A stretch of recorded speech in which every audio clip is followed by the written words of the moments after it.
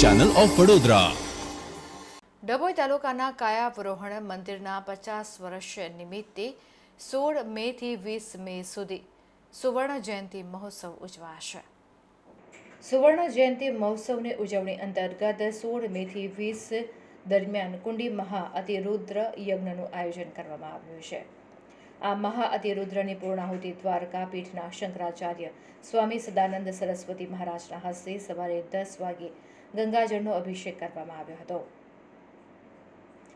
જ્યારે કાયાવરોહણ મંદિરના સુવર્ણ જયંતિ મહોત્સવ નિમિત્તે 1500 કળશથી શિવજી પર નર્મદા, ગંગા, મહીસાગર સહિત દેશની તમામ નદીઓના જળથી અભિષેક કરવામાં આવશે। સહસ્ત્ર કળાભિષેક સવારે 10 કલાકે નર્મદા જલ અભિષેક કરવામાં આવ્યો હતો, જેમાં ભક્તો જ 1500 કળશથી ભગવાન પર અભિષેક કરશે, જે માટે શિવજી પર 1000 છિદ્ર ધરાવતો કળશ મૂકવામાં આવ્યો છે અને ગર્ભગૃહની બહારથી ભક્તો કળશમાંથી પાણી પધરાવતા શિવજી પર અભિષેક થાય તેવી વ્યવસ્થા કરવામાં આવી છે। ઉલ્લેખનીય છે કે સવારે 8 કલાકથી મહાઅતિરુદ્રનો પ્રારંભ કરવામાં આવ્યો છે, જેમાં 21 જોડાઓ બેઠા છે। ઉલ્લેખનીય છે કે કાયાવરોહણ જગતગુરુ અભિનવ સચ્ચિદાનંદજી મહારાજે મંદિરની પ્રાણ પ્રતિષ્ઠા કરી હતી। કાયાવરોહણ તીર્થ સેવા સમાજના ટ્રસ્ટીઓએ જણાવ્યું હતું કે કાયાવરોહણ સ્થિત શ્રી બ્રહ્મેશ્વર યોગ મંદિરની પ્રાણ પ્રતિષ્ઠા દ્વારકા પીઠના જે તે સમયના જગતગુરુ અભિનવ સચ્ચિદાનંદજી મહારાજના વરદ હસ્તે કરવામાં આવ્યું હતું। આ મંદિરની પ્રાણ પ્રતિષ્ઠાની 50 વર્ષ પૂરા થતા હાલના દ્વારકા પીઠના શંકરાચાર્ય સદાનંદ સરસ્વતીજી મહારાજ ઉપસ્થિત રહીને આશીર્વચન આપશે।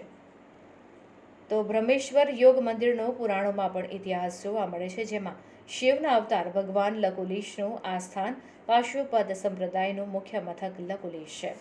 લકુલીશ એ ભગવાન શિવના 28મા અવતાર ગણાય છે। 30 લાખના ખર્ચે મંદિરનું નિર્માણ કરવામાં આવ્યું હતું। મંદિરની બાંધણી પ્રાચીન શૈલીની છે। આ સ્થળ પર પહેલા નાનું શિવાલય હતું, જેમાં પુરાણું શિવલિંગ હતું।